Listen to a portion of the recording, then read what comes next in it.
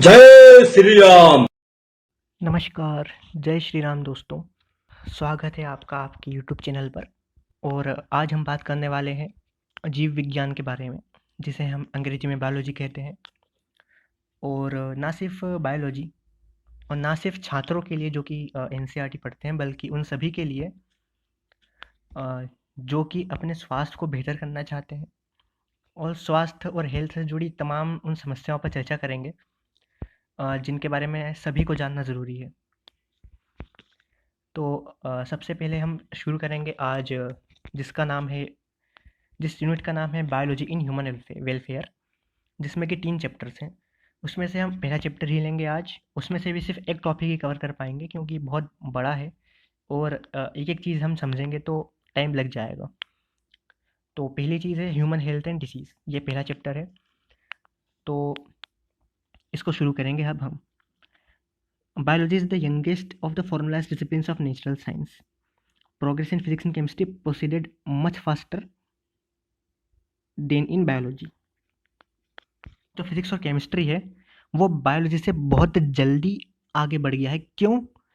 क्योंकि अभी तक देखिए 20वीं सेंचुरी के पहले जितना भी टाइम गया है उसमें अक्सर युद्ध हुए हैं, वर्ल्ड वॉर हो गई, मिडिवल एज चली गई, रेनेसेंस एरा जो था वो चला गया। तो इसमें लोगों का ये विजन था कि हम डैमेज कितना ज़्यादा कर सकते हैं। अगर किंगडम के बीच में लड़ाई होती भी थी, एक्सेप्ट इंडिया को अलग कर दें, क्योंकि इंडिया को बाद में ब्रिटिशर्स ने डिवाइड एंड रूल के अनुसार किया है। लेकिन वरना इंडिया में बहुत ज़्यादा यूनिटी थी। लेकिन उसके पहले अगर हम देखें तो पूरी दुनिया में यही सब चल रहा था।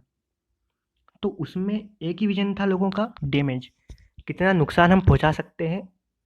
उस केस में फिजिक्स केमिस्ट्री, आप जानते हैं, न्यूक्लियर बॉम्ब और केमिकल वॉरफेयर हो गई, अपना अलग अलग गैसेस प्रोड्यूस की गई, मस्टर्ड गैस वगैरह, जो कि बहुत ही ज़्यादा हार्मफुल होती थी। तो इस केस में बायोलॉजी थोड़ी सी पीछे रह गई थी।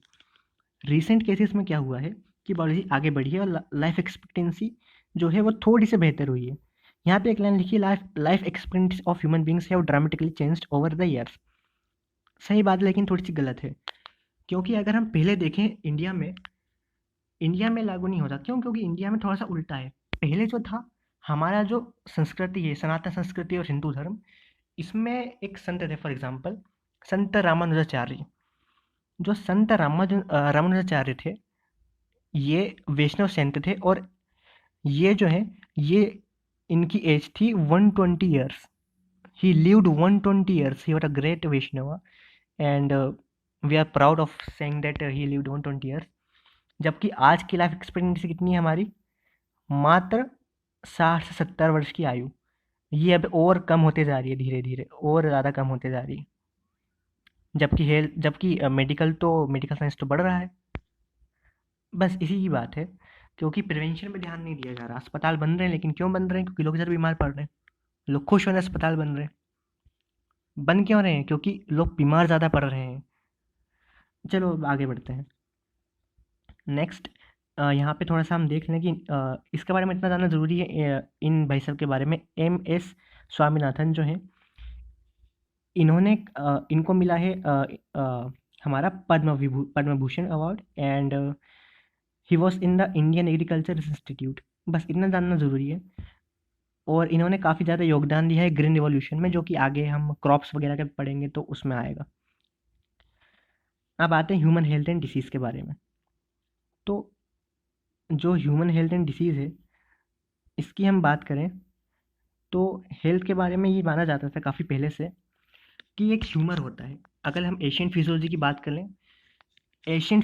बात करें, हम, जो कि ग्रीक में थी, यूरोपियन कंट्रीज़ में थी या आयुर्वेद में थी, तो उसमें 4 तरह के ह्यूमर्स होते थे। ब्लैक बाइल, जो कि इसमें भी दे रखा है, ब्लैक बाइल यानी कि जो ज़्यादा बीमार रहता है लंबे समय तक, ज़्यादा उदास रहता है।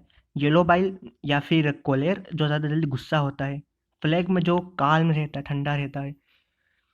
या फिर ब्लड, ब्लड को माना जाता है कॉन्फिडेंट और खुश रहने वाले में ब्लड कंपोनेंट्स ज़्यादा रहता है। और एक आइडियल पर्सन में ये चारों जो है, ये चारों ह्यूमर्स, चारों लिक्विड्स जो कि एज्यूम किए जाते थे, वो हैं।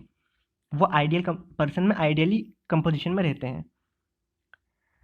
लेकिन उसके बाद जो विलियम हार्वे साहब थे, ये आए और इन्होंने क्या किया, इन्होंने डिवाइस किया हमारा ब्लड सर्कुलेशन। तो इसमें उन्होंने बताया कि बॉडी टेम्परेचर तो नॉर्मल रहता है, और एक ही चीज़ होती है जो कि ब्लड रहती है, और दूसरी बात में लिम्फ भी रहता है। तो इस हिसाब से उन्होंने बताया कि देखिए, भले ही से ब्लैक बाइल वाले फीवर में रहते हैं, लेकिन वो किसी दूसरी वजह से रहता होगा। हालांकि ये सब भी होता है, ह्यूमस वगैरह भी होता है, आयुर्वेद सिस्टम बहुत अच्छा है, वो सही है, लेकिन ये जो है फिजियोलॉजी है, वेस्टर्न फिजियोलॉजी है, ये समझना ज़रूरी है। ह्यूमर्स क्या है, हम कहते हैं कि वात पित्त कफ। तो यहाँ पे जो चीज़ आ रही है ब्लैक बाइल है, जो कि इसे कहते हैं हम काला पित्त। और एक होता है हमारा येलो, आपका येलो बाइल, जो कि होता है पित्ती, और होता है फ्लेम यानी कि कफ। तो इसी चीज़ें होती थी पहले, अभी भी से है इम्पोर्टेंट, अभी भी हैं। आगे चलते हैं, इसमें देखेंगे हम। तो उसके बाद क्या डिवाइस किया गया कि बायोलॉजी को और भी चीज़ें इन्फ्लुएंस करती है, जो कि है माइंड, जो कि इन्फ्लुएंस करता है न्यूरल सिस्टम को, एंडोक्राइन सिस्टम को। एंडोक्राइन बोले तो हॉर्मोन्स, जितने भी हॉर्मोन्स हैं वो सब। न्यूरल सिस्टम, जो भी हमारे नर्वस सिस्टम काम कर रहा है वो सब। इन दोनों से इन्फ्लुएंस होता है इम्यून सिस्टम, और इम्यून सिस्टम हमारा सीधे सीधे इन्फ्लुएंस करता है हमारी हेल्थ को, ऐसा। अब यहाँ पे कितनी चीज़ें होंगी, माइंड, मेंटल स्टेट और इम्यून सिस्टम। अब हेल्थ अफेक्ट किससे होती है, इन्होंने समराइज़ किया है इसमें। तो एक होती है जेनेटिक डिसऑर्डर्स, यानी कि जन्मजात बीमारियाँ, थैलेसीमिया हो गया, सिकल सेल एनीमिया हो गया, इन्फेक्शंस, किसी को इन्फेक्शन है, और लाइफस्टाइल। और हम आगे पढ़ेंगे जो फूड एंड वाटर वगैरह हम लेते हैं, आखिर हाइजीन है कि नहीं, हम कितने एक्सरसाइज करते हैं, ओबेसिटी वगैरह, इन ये हम हेल्थ के डेफिनेशन में पढ़ेंगे आगे। अब बात आती है कि हेल्थ होती क्या है। तो जो हेल्थ है, ये लोग बोलते हैं कि हेल्थ लोगों को समझ में नहीं आता है ना, कि आखिर हेल्थ है क्या। तो यहाँ पे बड़े बड़ी अच्छी चीज़ इन लोगों को बताइए, health health does not simply mean absence of disease और फिजिकल फिटनेस। हेल्थ सिर्फ किसी डिसीज का ना होना या फिर फिजिकल फिटनेस से तय नहीं किया जा सकता। It is defined as complete state of physical, mental and social well being. क्या लिखा है, complete physical, mental and social well being. यानी कि अगर कोई बंदा फिजिकल, शारीरिक, मेंटल, मानसिक और सोशल, सामाजिक रूप से पूरी तरह से स्वस्थ है, तो वो हेल्थी पर्सन कहलाता है। तो डब्ल्यूएच की डेफिनेशन भी यही कहती है। डब्ल्यूएच की डेफिनेशन बहुत इंपॉर्टेंट, कि उसमें उसने सारे एस्पेक्ट कवर किए, एनसीईआरटी में भी ये दे रखी है, लेकिन प्रॉब्लम ये है कि डब्ल्यूएच की डेफिनेशन का एक अलग इंपॉर्टेंस होता है, और ये इवन आप हॉस्पिटल्स में चले जाइए, वहाँ पे लोगों को नहीं पता होगी कि डब्ल्यूएचओ की हेल्थ की डेफिनेशन क्या होती है। डब्ल्यूएचओ कहता है कि health is defined as state of complete physical, mental and social wellbeing. इतना सही है, जो कि यहाँ पे है, जो कि इन लोगों ने लिख रखा है। Not merely absence of disease और इन्फर्मिटी। इन्फर्मिटी बोले तो, इन्फर्मिटी का मतलब होता है बाधा।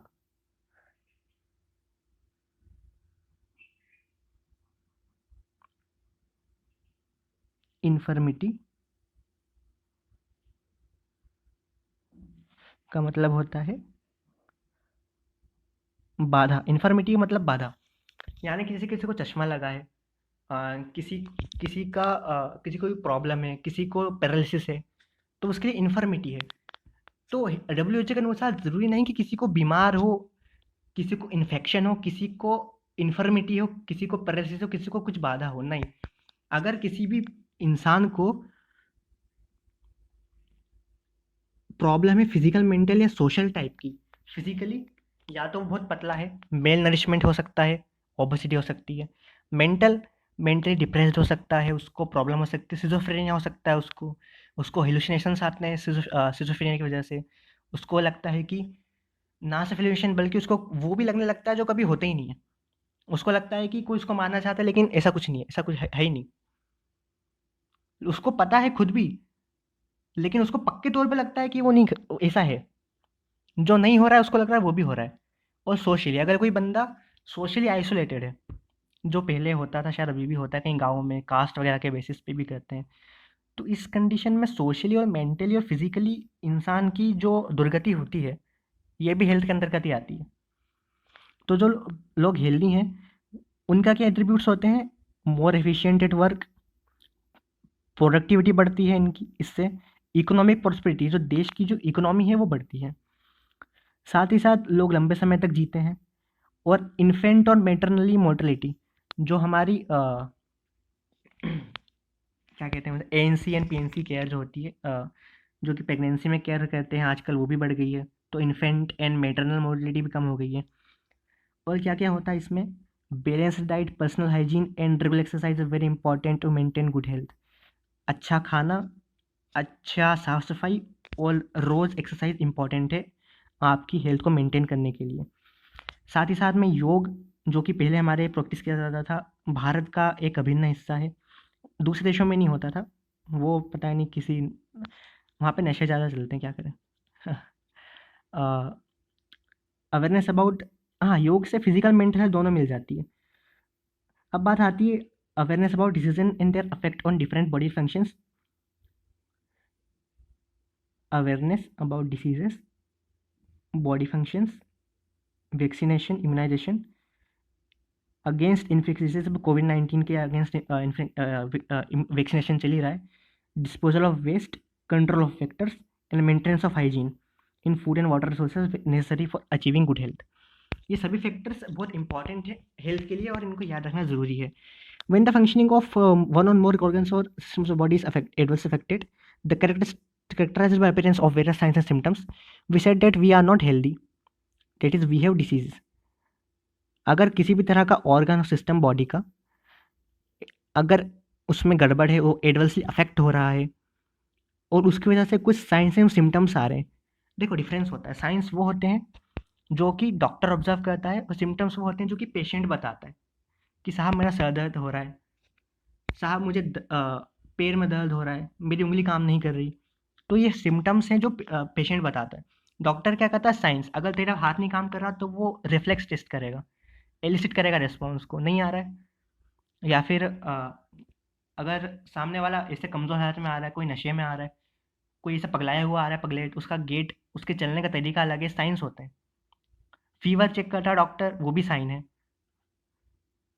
फीवर ऐसे साइन दोनों होते हैं, साइंस सिम्टम दोनों होता है, फीवर पेशेंट भी बताता है। तो ये चीज़ होती है। Diseases can be broadly grouped into infectious and non infectious. तो डिसीज दो टाइप की होती है, इन्फेक्शियस, नॉन इन्फेक्शियस। जो एक से दूसरे में फेल है, one person to another person, अगर कोई डिसीज़ फैल रही है सेम डिसीज़, तो वो होती है इन्फेक्शियस डिसीज़। और नॉन इन्फेक्शियस वो होते हैं जो कि आमतौर पर कंजेनाइटल यानी कि जन्मजात आपको किसी भी इंसान को होते हैं, या फिर पैरालिसिस हो गया, हाइपरटेंशन, ब्लड प्रेशर, ये एक से दूसरे इंसान को नहीं फैलती है, ये आते हैं आपके नॉन इन्फेक्शियस में। इन्फेक्शियस वेरी कॉमन होते हैं, बहुत ज़्यादा कॉमन होते हैं। और जैसे कि एड्स वगैरह, ये तो फेटल होते हैं, इसके बारे में आगे पढ़ेंगे हम। नॉन इन्फेक्शियस में हाँ कैंसर भी आता है, carcinoma is the major cause of death. Drug and alcohol abuse also affect health adversely. Drug और अल्कोहल भी आएगा, क्यों? क्योंकि ये मेंटली और सोशली अफेक्ट करता है किसी पर्सन को, तो ये भी हेल्थ को अफेक्ट कर रहा है, इसलिए ये भी डिसीज़ के अंतर्गत आ सकता है। इससे भी disease, it is a root cause of disease, just like obesity is a root cause of disease. तो ठीक है, आज के लिए बस इतना ही। आशा है आप लोग स्वस्थ होंगे, और इसके बारे में हम आगे पढ़ेंगे, कॉमन डिसीज इन ह्यूमंस। उसके बारे में बहुत हम एक एक डिसीज़ को बहुत अच्छे से डीप में देखेंगे। आज के लिए इतना ही। वीडियो पसंद आए तो लाइक करना, शेयर करना, चैनल पे नए हैं तो सब्सक्राइब करना मत भूलिएगा। जय हिंद, जय श्री राम।